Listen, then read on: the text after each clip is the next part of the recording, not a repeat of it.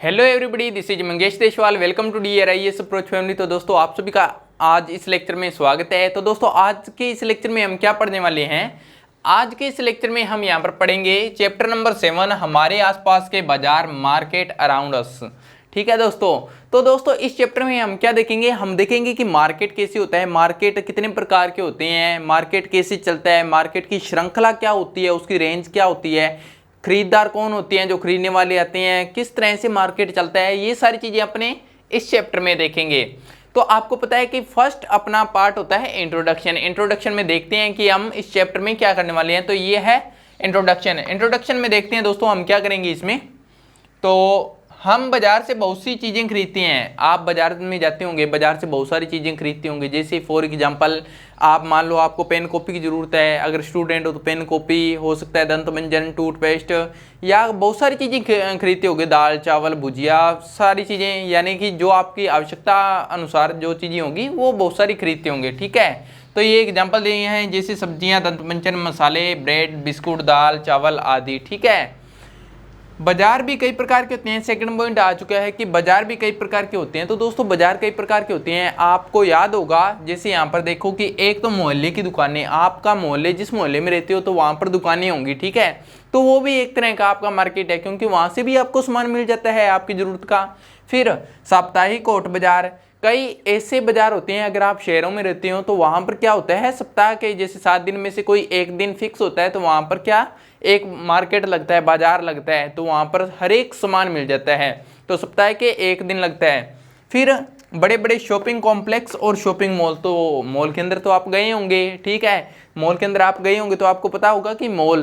तो इस प्रकार से अपने यहाँ पर 3 देख लिए कि एक मोहल्ले की दुकानें, साप्ताहिक हाट बाजार और बड़े बड़े शॉपिंग मॉल। ठीक है। तो ये 3 प्रकार के मार्केट हो गए। अब इन पूरे चैप्टर के अंदर अपने क्या करेंगे, इसको देखेंगे भी, इनके अंदर डिफरेंस क्या है, कैसे चलता है, कौन चलाने वाले होते हैं इनको, तो ये सारा अपने इस चैप्टर में देखेंगे।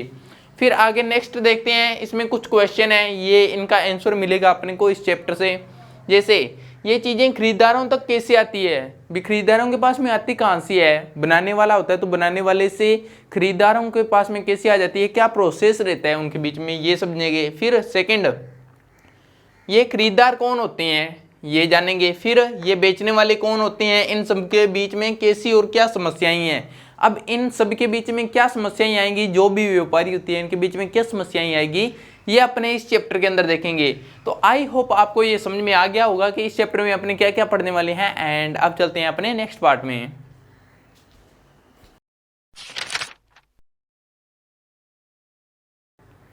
तो दोस्तों इस पार्ट में अपने यहाँ पर देख लेते हैं कि इस पार्ट के अंदर अपने क्या क्या पढ़ेंगे, इस चैप्टर में क्या क्या पढ़ेंगे वो अपने यहाँ पर देख लेते हैं। अबाउट दिस चैप्टर, यानी इस चैप्टर में अपने क्या पढ़ेंगे। पहला इंट्रोडक्शन, इंट्रोडक्शन को अपने यहाँ पर पढ़ लिया है। इंट्रोडक्शन के बाद में साप्ताहिक बाजार के बारे में जानेंगे। ठीक है। वीकली जो मार्केट होता है उसके बारे में। फिर मोहल्ले की दुकानें, जो आपके मोहल्ले की दुकानें होते हैं उसके बारे में विस्तार से जानेंगे। शॉपिंग कॉम्प्लेक्स और मॉल के बारे में जानेंगे अपने यहाँ पर।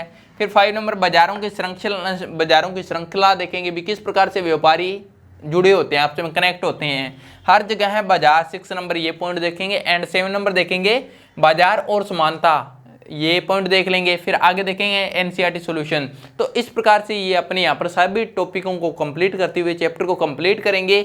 और दोस्तों इसके अंदर आप यहाँ पर सोच रही होंगी कि एमसीक्यू क्वेश्चन क्यों नहीं दिया है। तो एमसीक्यू क्वेश्चन दोस्तों उन चैप्टरों में मैंने दे दिए हैं जो ज़्यादा इंपॉर्टेंट है और जिनके अच्छे एमसीक्यू क्वेश्चन बन रही हैं। इनके बनने वाले हैं ही नहीं, छोटे छोटे चैप्टर है, ये आपको वैसे पता होगा। ठीक है। तो इसलिए एमसीक्यू क्वेश्चन इस चैप्टर के नहीं है, 2-3 चैप्टर के नहीं है।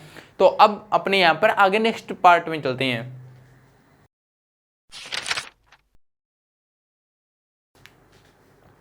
तो दोस्तों इस पार्ट में अपने यहाँ पर देखते हैं साप्ताहिक बाजार यानी वीकली मार्केट। वीकली मार्केट क्या होता है उसके बारे में जानते हैं। यहाँ पर ये सप्ताह के किसी एक दिन लगता है। मान लो कि सप्ताह के किसी एक दिन ही लगेगा, चाहे संडे को लग जाए, चाहे मंडे को लग जाए, चाहे ट्यूसडे को लग जाए। ठीक है। तो ये किसी सप्ताह के एक दिन लगता है, ये फिक्स होता है।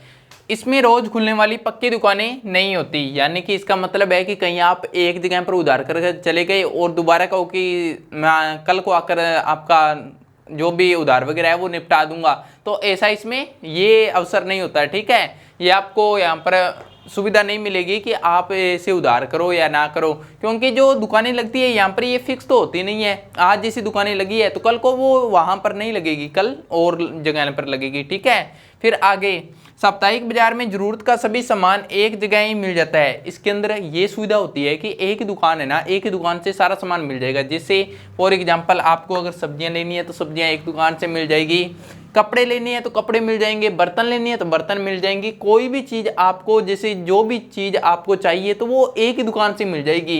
ये इसके अंदर सुविधा होती है। ये वीकली मार्केट होता है। अगर जैसे आप शहरों के अंदर रहती हैं तो शहरों के अंदर ऐसे लगते हैं, कोई बड़ी बात नहीं है। गाँवों के अंदर शायद हो सकता है यहाँ पर ना लगे, कोई बड़ा जैसे गाँव हो तो वहाँ पर भी लगते होंगे। ये होता है वीकली मार्केट। अब आगे यहाँ पर देखते हैं, इन बाजारों में वस्तुएं सस्ते दामों पर मिल जाती है। क्यों भाई, ऐसा क्या होता है, सस्ते दामों पर क्यों मिल जाती है? ये क्या कोई चोरी कर लाते हैं सामान को? नहीं। क्यों मिल जाती है, इसका रीजन यहाँ पर देखते हैं अपने। क्योंकि पक्की दुकानों की तरह इन्हें दुकानों का किराया, बिजली का बिल और सरकारी शुल्क नहीं देने होते। अब जो पक्की दुकानें होती है, जैसे आपके मोहल्ले की है तो मोहल्ले की दुकानें हैं तो भाई जो पहले तो उसको किराया देना होगा, जिस दुकान का है, ठीक है, जो मालिक है उसको किराया देना होगा, फिर बिजली का बिल भी आएगा, फिर वहाँ पर जो कर्मचारी वगैरह रखेगा उसको भी पेमेंट करनी पड़ेगी यहाँ पर। तो इतना किराया निकालने के लिए वो आपसे अधिक शुल्क लेगा। लेकिन जो वीकली मार्केट होता है, इनको ना ही तो दुकानों का किराया देना होता है, ना ही बिजली का बिल देना होता है, ना ही कोई सरकारी शुल्क देना होता है, इसलिए यहाँ पर सामान सस्ता मिलता है, ठीक है। फिर आगे देखते हैं, दुकानों पर काम करने वाले व्यक्ति इनके घर के सदस्य ही होते हैं, इसलिए इन्हें पैसे नहीं देने होते। अब मान लो कि अगर जो पक्की दुकानें होती हैं, आपके मोहल्ले की दुकानें हैं, वहाँ पर कोई कर्मचारी रह रहा है, ठीक है, तो अब उन कर्मचारियों को तो पैसे देने होंगे, लेकिन ये जो कर्मचारी होते हैं यहाँ पर इनकी दुकानों पर, ये इनके घर के सदस्य ही होते हैं, घर के मेंबर ही होते हैं, इनको पैसे नहीं देने होते, इसलिए भी सामान सस्ता मिल जाता है। फिर आगे सी नंबर, साप्ताहिक बाजार में एक जैसी कई दुकानें लगती हैं, जिससे इनमें प्रतियोगिता होती रहती है। अधिक दाम लगाने पर ग्राहक दूसरी दुकान पर चला जाता है, ठीक है। तो यहाँ पर क्या होता है कि एक जैसी, अब सप्ताह के अंदर जो दुकानें लगेगी ना, एक जैसी कई दुकानें होती हैं वहाँ पर। अगर मान लो कि मैंने वहाँ पर दुकान लगाई है, अगर मैं आपसे ज़्यादा पैसे दे रहा हूँ, अगर मैं आपसे ज़्यादा पैसे लूँगा तो आपके पास में दूसरा विकल्प होगा कि आप दूसरी दुकान पर चले जाओ। तो ये प्रतियोगिता होती रहती है आपस के अंदर। ऐसे भी होता है ना मार्केट के अंदर, जैसे आप फ्रूट लेने जाते हो तो वहाँ पर कई रेहड़ियाँ लगी हुई, और अगर आप कहोगे कि सर यहाँ पर इतने चीज़ की ये सब्जी मिल रही है, तो आप दूसरे के पास में चले ही जाओगे, दूसरे के पास में सस्ती मिल रही होगी। तो ये ऑप्शन होता है, इसलिए वो कोशिश करती हैं कि ज़्यादा पैसे ना लगाए और आपको सारा सामान एक ही जगह से मिल जाए, तो इसलिए यहाँ पर सस्ते दामों पर ये चीज़ें मिल जाती है। आई होप आपको ये समझ में आ गया होगा। वीकली मार्केट ये आपके मार्केट है, कोई इसमें याद करने वाली बड़ी बात ही नहीं है, वीकली मार्केट है, ये सारा याद हो गया। आई होप आपको ये समझ में आ गया। अब चलते हैं अपने नेक्स्ट पार्ट में।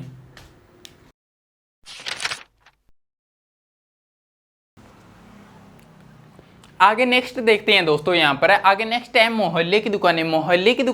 मोहल्ले यानी आपका जो मोहल्ला, जिस मोहल्ले में रहते हो वहाँ पर कोई दुकानें होंगी ना, उसके बारे में अपने यहाँ पर जानते हैं। ऐसी दुकानें मोहल्लों में होती है, आपके मोहल्लों में दुकानें होगी, तो उसी के बारे में ये बात कर रहा है, जो हमें कई तरह की सेवाएं और सामान उपलब्ध करवाती है, जैसे डेयरी से दूध, किराना व्यापारी से तेल मसाले, परचून वाली दुकान से तेल मसाले, और स्टेशनरी के व्यापारी से कागज कलम, दवाइयों वाली दुकान से दवाइयाँ, ठीक है। तो जो भी आपके मोहल्ले में दुकानें होती है, जैसे मान लो कि दवाइयों की दुकान है तो वहाँ से दवाई मिल जाएगी, अगर डेयरी है तो वहाँ से दूध मिल जाएगा, अगर आपके परचून की दुकान है तो तेल मसाले, साबुन, दंत मंजन सब कुछ वहाँ से मिल जाएगा, ठीक है। जो भी आपके मोहल्लों में दुकानें होती है वहाँ से ये सारा सामान अपने को ईजीली मिल जाता है। एंड ये तो आप समझ गए कि मोहल्ले की दुकानें जो हमारे मोहल्लों में है उसी की बात कर रही हैं। फिर आगे यहाँ पर देखते हैं, ये दुकानें पक्की और स्थायी होती है। पक्की और स्थायी का मतलब क्या है, जैसे वीकली मार्केट की तरह नहीं कि आज यहाँ पर है कल उठाकर दूसरी जगह लग जाएगा, ऐसा नहीं है भाई, ये फिक्स जगह ही है, ठीक है, फिक्स जगह है। तो इसका मतलब क्या होगा, इसमें आप उधार की भी सुविधा होगी। आगे देखते हैं, इन दुकानों पर सप्ताह के किसी भी दिन और कभी भी जाने की सुविधा उपलब्ध रहती है। अब आप सप्ताह के किसी भी दिन चले जाइए, चाहे संडे, मंडे, ट्यूसडे, वेडनेसडे, कोई भी दिन चले जाइए, ठीक है। फिर चाहे आप सुबह में चले जाइए, चाहे शाम को चले जाइए, चाहे रात को चले जाइए। अब ऐसे तो नहीं भाई रात को कहीं पर 2 बजे चले जाइए और दुकान पर बंद हो तो आपको होगी सर ने तो गलत पढ़ा दिया, तो वो भी एक टाइम फिक्स होता है, ठीक है। रात में जाने का मतलब है जब तक लोग जागते हो तब तक जा सकते हैं, उसके बाद में तो वो उनको भी सोना है। फिर आगे, इन दुकानों पर खरीदार व दुकानदार एक दूसरे से परिचित होते हैं। इसमें उधार की भी यहाँ पर सुविधा उपलब्ध होती है। तो ये क्या होते हैं, अब मान लो कि आपके जो मोहल्ले की दुकानें हैं आपको अच्छी तरह से जानती होंगी कि हाँ ये तो भाई वही है, ये तो अमन ही है, ये तो सोहन ही है, ये तो मोहन ही है, ये तो सुरेंद्र ही है, ठीक है। इस तरह से वो जानती होंगी आपके नाम और सब कुछ आपके घर वालों को। तो वो क्या करते हैं, आप पर भरोसा करते हैं, ट्रस्ट करते हैं कि ये बंदा अपने को यहाँ पर पैसे लुटा देगा, इसलिए मैं इसको उधार दे देता हूँ। तो ये उधार दे देते हैं, दुकानें भी फिक्स होती है, ले लेंगे पैसे, कहाँ पर आप भागे जा रहे हो, ठीक है।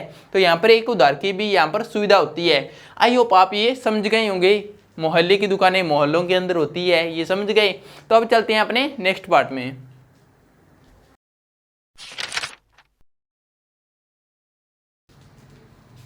तो दोस्तों इस पार्ट में अपने यहाँ पर क्या देखते हैं, आगे चलते हैं उससे। तो यहाँ पर देखेंगे शॉपिंग कॉम्प्लेक्स और मॉल, ठीक है। मॉल के अंदर आप गए होंगे, मुझे लगता है कि मॉल में गए होंगे, वहां पर शॉपिंग की होगी, ठीक है। तो आज जानेंगे अपने मॉल के बारे में। यहाँ पर ऐसे स्थानों पर सामान एक ही जगह पर मिल जाता है, ये आपको अच्छी तरह से पता होगा कि मॉल बहुत ज़्यादा बड़ा होता है। शॉपिंग कॉम्प्लेक्स मॉल जो होते हैं बहुत बड़े बड़े होते हैं, वहाँ पर सारा सामान एक ही जगह पर मिल जाता है। जिससे क्या होता है, वहाँ पर एक मंजिल पर एक सामान होगा, दूसरी मंजिल पर दूसरा, तीसरी मंजिल पर तीसरा सामान। तो इस तरह से सारा सामान टोटली मिल जाता है। चाहे पर वहाँ पर बर्तन ले लो, चाहे कोई परचून का सामान ले लो, किराना का ले लो, दूध ले लो, चाहे वहाँ पर होटल वगैरह, जिम, हर एक चीज़ वहाँ पर उपलब्ध होती है, ठीक है। एंड आगे इन दुकानों में बड़ी बड़ी कंपनियों के ब्रांडेड सामान और बिना ब्रांड के सामान भी मिलते हैं। तो मॉल के अंदर क्या होता है, ब्रांडेड सामान होते हैं सभी टोटली, ठीक है। वहां पर बिना ब्रांड के भी मिल जाते हैं सामान, ऐसी बात नहीं है कि बिना ब्रांड के नहीं मिलेंगे, ब्रांडेड और बिना ब्रांड के सामान भी मिल जाते हैं। मॉल के अंदर क्या होता है दोस्तों, देखो मॉल होता है कोई एक व्यक्ति का, तो उसके अंदर अलग अलग दुकानें बनाई जाती है, अलग अलग दुकानें वो लोग सेल कर लेते हैं, जिसे दूसरे बाहर के लोग होते हैं वो सेल कर लेते हैं, वहाँ पर दुकानें खोल लेते हैं। तो इस प्रकार से मॉल के अंदर सिस्टम होता है यहाँ पर। फिर जिसके पास में ज़्यादा पैसे होंगे वो ब्रांडेड सामान रख लेगा, जिसके पास में कम होगा वो बिना ब्रांड का सामान रख लेगा। अब यहाँ पर अगर इतनी फैसिलिटी है ब्रांडेड सामान की, तो जाहिर है कि यहाँ पर मूल्य भी ज़्यादा होगा। आगे देखते हैं। ब्रांडेड सामान काफ़ी महंगे होते हैं, इसलिए इनको कुछ लोग ही खरीद सकते हैं। तो दोस्तों ब्रांडेड सामान है तो ये महंगे तो होंगे, ये तो अपने को भी पता है। अगर ब्रांडेड सामान खरीदेंगे तो महंगे होंगे, तो ये सामान काफ़ी महंगे होते हैं। और जो मॉल के प्राइस होते हैं वो बाहर की दुकानों से काफ़ी गुना ज़्यादा होती हैं, और इसलिए यहाँ पर क्यों गुना ज़्यादा होते हैं, यहाँ पर फिर वो वैसी फैसिलिटी भी दी जाती है ना, वैसी एक जगह पर सारा सामान मिल जाता है, इलेक्ट्रिसिटी का और भी बहुत सारे खर्चे जुड़ जाते हैं उसके अंदर। फिर सामान भी ब्रांड होता है, टॉप का होता है, तो इस कारण क्या होता है इनके प्राइस भी अधिक होते हैं। तो आई होप आपको ये शॉपिंग कॉम्प्लेक्स एंड मॉल समझ में आ गया होगा। आगे चलते हैं नेक्स्ट पार्ट में।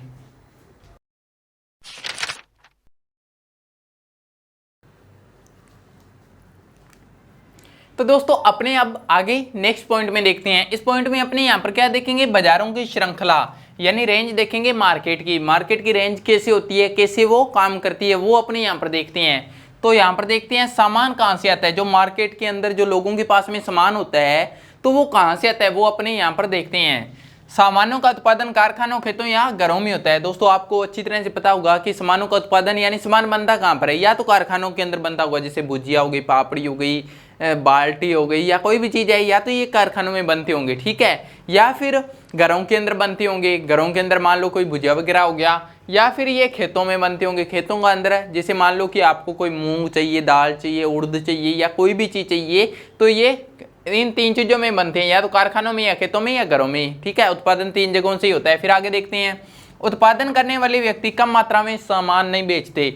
फॉर एग्जांपल मान लो कि किसान है, तो किसान के पास में आप मान लो कि 80 या 90 क्विंटल के पास में कोई सरसों है, ये तो सरसों वो अगर किसी को यहाँ पर 20-30 किलो चाहिए तो वो क्यों बेचेगा 20-30 किलो उसको, तो वो तो एक सारा का सारा प्रोडक्ट है उसे बेचेगा ना, जो सारा ही खरीद ले उसको, सारा कहाँ पर खरीदेगा, जैसे मार्केट के अंदर जो व्यापारी होते हैं वो खरीदेंगे, इसका मतलब किसान उसको बेचेगा। अब मान लो कि आपके यहाँ पर फैक्ट्री है, आप भुजिया बना रहे हो, या कोई समोसे बना रहे हो, या पापड़ी बना रहे हो, कोई भी चीज़ बना रही हो, आपके यहाँ पर टनों के अंदर माल बन रहा है, 10 टन 20 टन इतना इतना माल बना रही हो, तो आप 5-10 किलो क्यों दोगे, तो आप सारा सामान उसी को दोगे जो बंदा उस व्यक्ति को खरीद ले, उस सामान को यहाँ पर खरीद ले, ठीक है।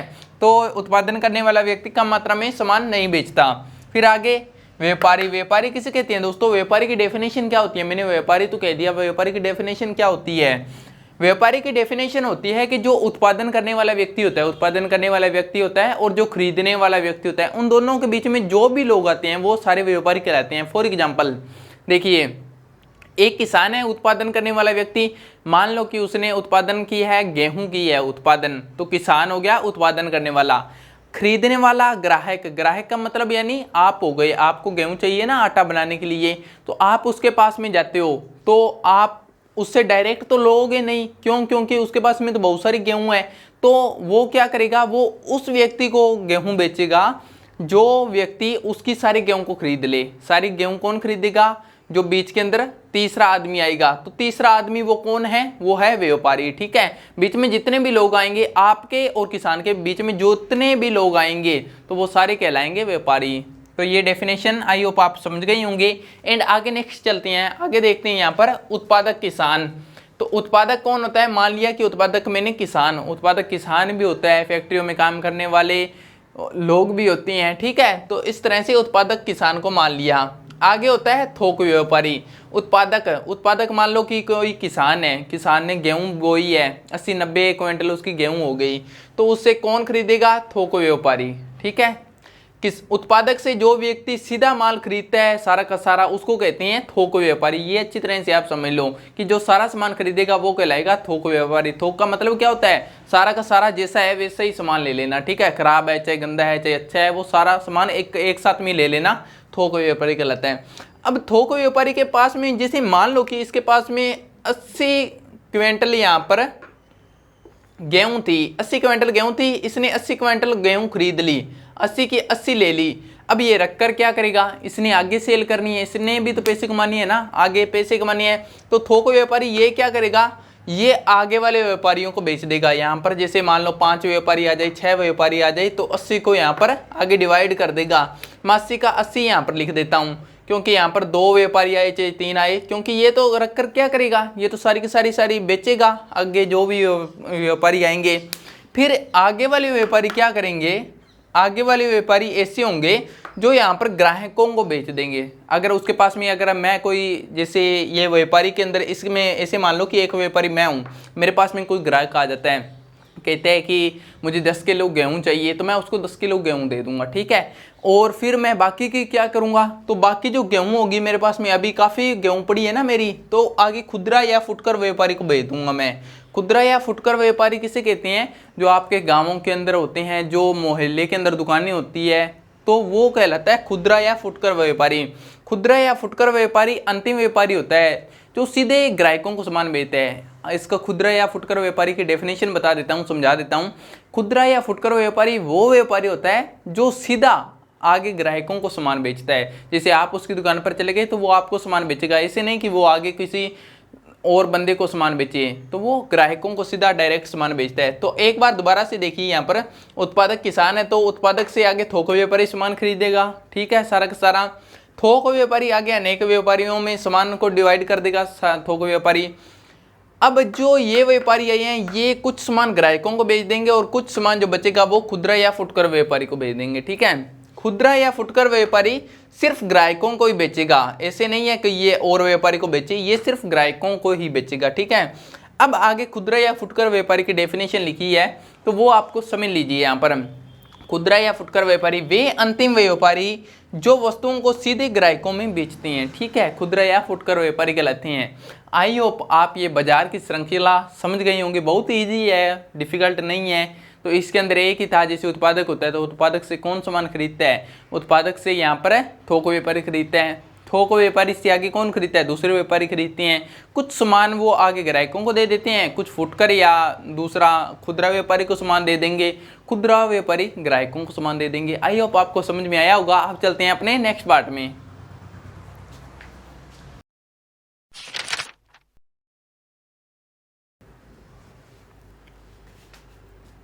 तो दोस्तों इस पार्ट में अपने यहाँ पर क्या देखेंगे? इस पार्ट में देखेंगे हर जगह बाजार। हर जगह बाजार कैसे हो सकता है, ये अपने इस पार्ट में देखेंगे। तो दोस्तों आपने मोबाइल में फ्लिपकार्ट या अमेजोन यूज किया होगा, तो वहाँ पर वो भी तो एक तरह का मार्केट है ना। वो मार्केट किस तरह से है? आप ऑर्डर देते हो, आपका सामान घर पर पहुँच जाता है, तो वो भी आपके लिए मार्केट है। इसलिए कह सकते हैं कि हर जगह मार्केट है। तो यहाँ पर देख लेते हैं थोड़ा बोर्ड के ऊपर, ऐसे बाजार जो फ़ोन या इंटरनेट पर होते हैं। फ़ोन या इंटरनेट पर कौन से होते हैं बाजार? अमेजोन, फ्लिपकार्ट, स्नैपडील और भी बहुत सारे होते हैं। ठीक है, मीशो, तो बहुत सारे ऐप होते हैं यहाँ पर फ़ोन के ऊपर है, तो वो क्या करते हैं अपने ऑर्डर देते हैं तो सारा सामान अपने घर पर पहुंच जाता है। या फिर ऐसे भी हो सकता है कि अपने मार्केट के अंदर कोई दुकान है, अपने ऑर्डर दिया, जो भी लिस्ट है वो सूची बनाई और उसको लिस्ट वहाँ पर बता दिया भी ये सामान घर पर पहुँच जाए, तो वो सामान घर पर पहुँच गया, तो वो भी आपके लिए एक मार्केट है। तो इसलिए हर जगह मार्केट है। ऐसे बाज़ारों में ऑर्डर दिए जाते हैं और आपका सामान घर पहुँचा दिया जाता है। तो ये आप समझ में गए होंगे कि यहाँ पर क्या है, हर जगह बाजार कैसे होते हैं। तो आजकल तो हर जगह बाजार है, आपको ऑर्डर देना है और आपका सामान घर पर पहुँच जाएगा। तो ये आपको समझ में आ गया। आगे नेक्स्ट चलते हैं, बाजार और समानता। बाजार और समानता कैसे हो सकती है, इस पॉइंट को अपने यहाँ पर देखते हैं। हमने देखा कि एक छोटी पूंजी से व्यवसाय करने वाला दुकानदार, जबकि दूसरी यानी कि ये कह रहा है कि एक छोटी पूंजी से व्यवसाय करने वाला दुकानदार है और एक बड़ी पूंजी से व्यवसाय करने में सक्षम है वो दुकानदार है। दोनों दुकानदार है, ठीक है। तो एक तो छोटी पूंजी लगाएगा, उतनी उसके पास में पूंजी उतनी है भाई खर्च करने के लिए, और एक दूसरा बड़ी पूंजी लगाता है अपने व्यवसाय में। तो आगे देखते हैं, साप्ताहिक बाजार का छोटा व्यापारी मॉल के व्यापारी से कम मुनाफा कमा पाता है। यानी साप्ताहिक बाजार जो आपके होता है, साप्ताहिक मतलब वीकली जो मार्केट होता है, वीकली मार्केट के अंदर क्या होता है, छोटा व्यापारी होता है, ठीक है। जो मॉल के अंदर व्यापारी होते हैं वो कौन होते हैं, बड़े व्यापारी होते हैं। तो जो वीकली मार्केट का व्यापारी है वो उससे कम मुनाफा कमा पाता है। क्यों कम मुनाफा कमा पाता है, उसके पास में सामान कम होते हैं, उतनी ज़्यादा ब्रांडेड सामान नहीं होते हैं। और जो दूसरा यहाँ पर मॉल के व्यापारी होते हैं, इनके पास में ब्रांडेड सामान होता है, बड़ा मॉल होता है, हर सामान एक जगह पर उपलब्ध होता है। तो ज़्यादातर लोग कहाँ पर जाते हैं, या मॉल के अंदर जाते हैं, ठीक है दोस्तों। आगे नेक्स्ट चलते हैं। कुछ लोग महंगे सामान को खरीदने में असमर्थ होते हैं, इसलिए वे सस्ते सामान खरीदते हैं। अब मान लो कि सारे के सारे यहाँ पर पॉपुलेशन जितनी भी है, तो वो ऐसे तो नहीं है कि यहाँ पर मॉल में ही जाएगी। तो वो क्या करते हैं, मॉल के अंदर तो बहुत ही महंगे सामान होते हैं, कई गुना ज़्यादा रेट होते हैं। रेट मैंने आपको बताया था, प्राइस इतनी ज़्यादा क्यों होती हैं, वहाँ पर फैसिलिटी दी जाती है इतनी सारी, और इतना वहाँ पर सारी की फैसिलिटी होती है। फैसिलिटी के बाद में वहाँ पर ब्रांडेड सामान मिलता है, ब्रांडेड सामान होगा तो वहाँ पर उसकी प्राइस भी तो ज़्यादा होगी ना। तो अब जो मार्केट है यहाँ पर है, दूसरा मॉल के मार्केट है, इसके अंदर क्या है, इसके अंदर सारे के सारे लोग तो नहीं जाते, इसके अंदर वो लोग जाएंगे जो काफ़ी रिच है, तो वो लोग जाते हैं मॉल के अंदर। बाकी जो अदर लोग हैं वो जाएंगे दूसरी दुकानों पर। जैसे आप मान लो कि मार्केट के अंदर कोई दुकानें हैं या फिर साप्ताहिक बाजार है, वहाँ पर जाएंगे तो वहाँ से अपना सामान परचेज कर लेंगे, कम दाम पर अच्छा सामान मिल जाएगा। आगे देखते हैं, क्या श्रृंखला के सभी व्यापारियों को समान लाभ प्राप्त हो पाता है। तो अपने यहाँ पर ये क्वेश्चन एक आता है कि जो भी श्रृंखला के अंदर सारे व्यापारी आते हैं, जैसे कि मान लो एक उत्पादक हो गया, उत्पादक के बाद में वहाँ पर थोक व्यापारी आ गया था, थोक व्यापारी के बाद में खुदरा या फुटकर व्यापारी आ गया, ठीक है। और वे व्यापारी भी दूसरे, जो मान लो कि व्यापारी ना भी है तो भी सड़कों के किनारे या दुकानें लगाती हैं, तो इन सभी को क्या समान लाभ प्राप्त हो पाता है। तो ये भी एक क्वेश्चन है यहाँ पर। इस क्वेश्चन का आंसर मिलेगा अपने को नेक्स्ट चैप्टर, कमीज वाले चैप्टर में इसका आंसर मिलेगा। तो आई होप आपको ये समझ में आ गया होगा। ये समझने वाला कुछ नहीं है, ये आपकी एक ऐसे समझ सकते हो कि समरी है आपके चैप्टर की। तो इसके अंदर ये बताया था कि पहले कुछ लोग छोटा व्यवसाय करते हैं, कुछ लोग बड़ा व्यवसाय करते हैं, और जो सप्ताह वीकली मार्केट होते हैं वो कम मुनाफा कमा पाते हैं कंपेयर टू दूसरे जो अपने मॉल के व्यापारी होते हैं उससे। कुछ लोग सस्ता सामान खरीदते हैं, कुछ महंगा सामान खरीदते हैं। ये एक समरी है, इसमें याद करने वाला कुछ नहीं है। ये था एक अमेज़न, ये आपको याद हो चुका है। आई होप आपको ये चैप्टर समझाया होगा, इंटरेस्टिंग लगा होगा समझने में। अगर कोई चीज़ अच्छी ना लगती हो, कोई भी आपको दिक्कत आ रही हो, तो आप नीचे यहाँ पर कमेंट बॉक्स में कमेंट कर सकते हो। और ये चैप्टर आपका कंप्लीट हुआ, आपको बहुत बहुत बधाई हो। एंड एनसीईआरटी सॉल्यूशन कर लेते हैं, उसके बाद में पूरा 100% चैप्टर कंप्लीट हो जाएगा। तो दोस्तों अब हम आ चुके हैं यहाँ पर एनसीईआरटी सॉल्यूशन में। एनसीईआरटी सॉल्यूशन के अंदर पहला क्वेश्चन यहाँ पर देखते हैं, पाठ्य पुस्तक का आपका पहला क्वेश्चन है, एक फेरी वाला किसी दुकानदार से कैसे भिन्न है। जो फेरी वाला होता है, फेरी वाला मतलब जो साप्ताहिक वीकली के मार्केट के अंदर सामान बेचता है, साप्ताहिक बाजार के अंदर है फेरी वाला, जो बेक सामान को एक स्थान से दूसरे स्थान पर ले जाता फिरता है ना, उसको फेरी वाला कहते हैं, ठीक है। तो वो एक दुकानदार से कैसे भिन्न है, तो ये अपने यहाँ पर समझते हैं। देखिए, फेरी वाला सामान बेचता है एक स्थान से दूसरे स्थान, यानी घूम घूम कर। जो स्थायी दुकान वाला है उसकी स्थायी दुकान होती है, फेरी वाले की कोई दुकान नहीं होती। इस तरह आप सोचकर भी लिख सकते हो, ठीक है। बाकी यहाँ पर क्वेश्चन को तैयार किया है, आंसर को ये देखते हैं। फेरी वालों की कोई निश्चित या स्थायी दुकान नहीं होती, ये आपको भी पता है। फेरी वालों की कोई दुकान तो होती नहीं है, वो जहाँ पर आपका मन होगा, जहाँ पर मेला दिखेगा, यहाँ पर लोग दिखेंगे, वहीं पर अपनी दुकान लगा लेगा। फिर आगे, जबकि दुकानदारों की स्थायी दुकान होती है, ठीक है, दुकानदारों की स्थायी दुकान होती है, फेरी वाले की कोई दुकान नहीं होती। नेक्स्ट, फेरी वाले अपने सामान को आवाज लगाकर बेचता है, जबकि दुकानदार को अपने सामान को बेचने के लिए आवाज नहीं लगानी पड़ती। तो जो फेरी वाले होते हैं वो आवाज लगाकर बेचते हैं, गांवों में आते हैं या शहरों में आते हैं, आपने देखा होगा। जो दुकानदार होते हैं वो आवाज लगाकर नहीं बेचते, हमें खुद उनकी दुकान पर जाना पड़ता है।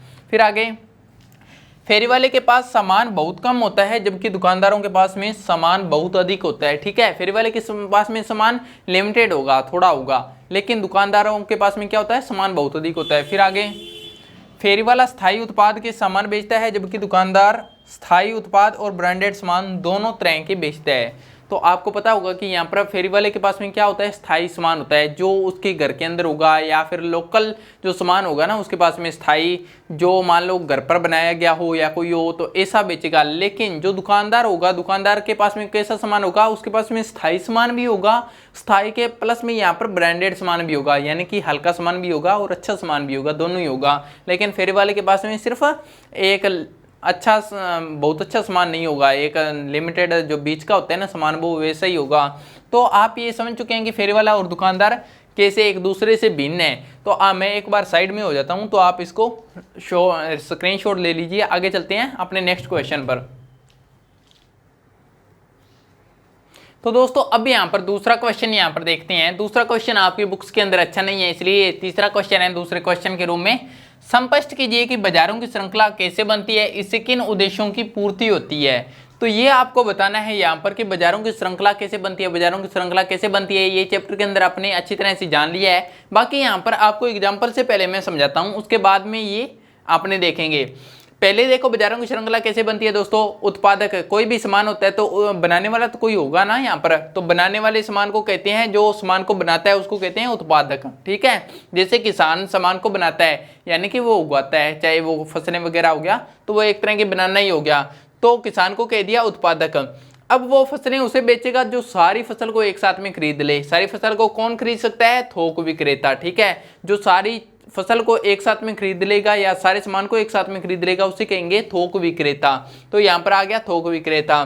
थोक विक्रेता अपना सामान किसे बेचेगा, थोक विक्रेता अपना सारा सामान बेचेगा खुदरा विक्रेता को, ठीक है। खुदरा विक्रेता, खुदरा या फुटकर विक्रेता भी कहते हैं। खुदरा विक्रेता कौन होता है, जो अपने सामान को सीधे ग्राहकों को बेचे, आगे व्यापारियों को ना बेचे या ग्राहकों को बेचे, उसे कहते हैं खुदरा विक्रेता। और थोक विक्रेता उसे कहते हैं जो सामान बनाने वाला हो उससे सारा का सारा सामान एक साथ में खरीद ले। तो खुदरा विक्रेता यहाँ पर अपना सारा सामान किसे बेचेगा, स्थानीय ग्राहक को। आई होप आपको ये समझ में आ गया होगा। अब चलते हैं इधर का देख लेते हैं यहाँ पर। तो ये देखिए, एक उत्पादक वस्तुओं को उत्पादित करता है, ये आपको समझ में आ गया। उत्पादक यानी वस्तुओं को उत्पादन करने वाला, उगाने वाला वस्तुओं को या बनाने वाला। एक उत्पादन वस्तुओं को उत्पादित करता है यानी बनाता है, ठीक है। फिर आगे, थोक विक्रेता इन वस्तुओं को खुदरा विक्रेता को बेचता है। यहाँ पर सॉरी दोस्तों 3 पॉइंट बोल दिया, 2 पॉइंट है। उत्पादक अपनी वस्तुओं को थोक विक्रेता को बेचता है, यानी जो बनाने वाला सामान है, जो सामान को बनाने वाला व्यक्ति है, वो अपना सारा सामान किसे बेचेगा, वो अपना सारा सामान बेचेगा थोक विक्रेता को, ठीक है। दूसरी लाइन, तीसरी लाइन, थोक विक्रेता इन वस्तुओं को खुदरा विक्रेता को बेचता है। जो थोक विक्रेता होता है वो सामान किसको बेचता है, खुदरा विक्रेता को। फिर और खुदरा विक्रेता इन वस्तुओं को स्थानीय ग्राहकों को बेचता है। खुदरा विक्रेता किसे बेचता है अपना सारा सामान, ग्राहकों को, जो स्थानीय ग्राहक होते हैं जैसे हम और आप, ठीक है। तो ये आपको आई होप आपको समझ में आ गया होगा। आगे देखते हैं, निम्नलिखित उद्देश्यों की पूर्ति होती है। इसे किन उद्देश्यों की पूर्ति होती है, निम्नलिखित उद्देश्यों की पूर्ति होती है। जैसे उत्पादक अपना सारा सामान एक साथ बेचता है, इसलिए बाजार श्रृंखला की आवश्यकता होती है।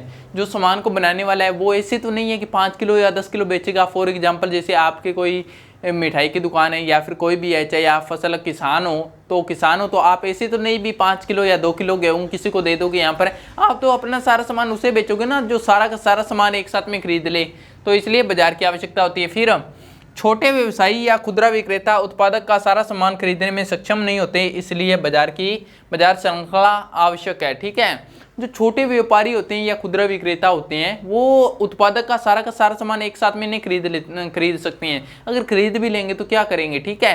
तो इसलिए भी बाजार श्रृंखला की आवश्यकता होती है। फिर बाजार श्रृंखला के कारण उत्पादक से उपभोक्ता तक सामान आसानी से उपलब्ध हो पाता है। तो बाजार श्रृंखला से क्या होता है दोस्तों, पहले थोक व्यापारी क्या करेगा, सारा सामान खरीद लेगा, उसके बाद में खुदरा विक्रेता थोड़ा सामान खरीद लेगा, आगे इस तरह से बाजार श्रृंखला बन जाती है। बाजार श्रृंखला से क्या होता है, सारा सामान डिस्ट्रीब्यूट हो जाता है, सभी लोगों तक पहुंच जाता है, सभी जो भी कस्टमर होगा, उनके ग्राहक होंगे, सभी दुकानों पर आसानी से पहुंच जाएगा और इस तरह से बाजार श्रृंखला एक बनती है। तो आई होप आपको ये समझ में आ गया होगा क्वेश्चन कि बाजार श्रृंखला कैसे बनती है और इससे किन उद्देश्यों की पूर्ति होती है। अब अपने यहाँ पर चलते हैं थर्ड क्वेश्चन पर, आप इसका स्क्रीनशॉट ले लीजिए। तो दोस्तों आगे अपना तीसरा नंबर क्वेश्चन है, सब लोगों को बाजार में किसी भी दुकान पर जाने का समान अधिकार है, क्या आपके विचार से महंगे उत्पादों की दुकानों के बारे में यह बात सत्य है? उदाहरण देकर स्पष्ट कीजिए। तो ये कह रहे हैं दोस्तों कि कोई भी इंसान है, कोई भी व्यक्ति है, चाहे महिला है, चाहे लड़की है, चाहे अमीर है, चाहे गरीब है, सभी को महंगी दुकानों पर भी जाने का समान अधिकार है। तो फिर क्या ये समानता का अधिकार को छीन रहा है? फिर इसका मतलब जो महंगे दुकानें हैं उसके अंदर तो जा नहीं सकती हैं। तो ये इस क्वेश्चन का आंसर आप कैसे डील करोगे, तो ये यहाँ पर अपने देखते हैं। सब लोगों को बाजार में किसी भी दुकान पर जाने का समान अधिकार है, यह बात महंगे उत्पादों की दुकानों के बारे में भी सत्य है। तो ये कह रहा है कि सभी लोगों को, चाहे महंगी दुकान हो चाहे सस्ती दुकान हो, सभी लोगों को वहां पर जाने की अनुमति है। चाहे कोई गरीब है, उसके पास में पैसे है चाहे ना है, वो भी महंगी दुकानों पर जा सकता है। ठीक है, फिर आगे देखते हैं। परंतु महंगे उत्पादों को उच्च आय वाले लोग ही खरीद पाते हैं, निम्न आय वाले लोग इन उत्पादों को खरीदने में सक्षम नहीं होते, इसलिए वे केवल साप्ताहिक बाजारों या मोहल्ले की दुकानों में ही सामान खरीदते हैं। अगली नेक्स्ट लाइन में कह रहा है कि जो महंगे उत्पाद होते हैं, महंगे उत्पादों की दुकानें होती हैं, वहां पर लोग चले अवश्य जाएंगे, निम्न आय वाले जिसके पास में पैसे नहीं है, लेकिन वहां पर जो प्रोडक्ट होंगे, वहां पर जो सामान होगा, जैसे यहाँ पर कोई मार्कर लेना है या कोई और चीज लेना है, वहां पर केवल वही सामान को खरीद पाएगा जिसके पास में पैसे होंगे। तो पैसे ऊंचाई वालों के पास में होंगे, जो गरीब होंगे उनके पास में पैसे नहीं होंगे और वो सामान नहीं खरीद पाएंगे। अगर सामान नहीं खरीद पाएंगे तो वो जाएंगे किस लिए? ठीक है, तो ये इस क्वेश्चन का आंसर है। तो आप आई होप आप इसको समझ गए होंगे कि महंगी दुकानों पर जा सभी सकते हैं, लेकिन सामान वही खरीद पाएगा जिसके पास में पैसे होंगे, सीधी सी बात है। ठीक है, फिर आगे नेक्स्ट क्वेश्चन है, बाजार में जाए बिना भी खरीदना और बेचना हो सकता है, उदाहरण देकर व्याख्या कीजिए। तो दोस्तों ये कह रहा है कि बाजार में जाए बिना भी खरीदना बेचना हो सकता है। आपसे अच्छा कौन समझ सकता है इसको? ठीक है, मैं भी नहीं, आप तो अच्छे से जानते ही ऑर्डर करते हो।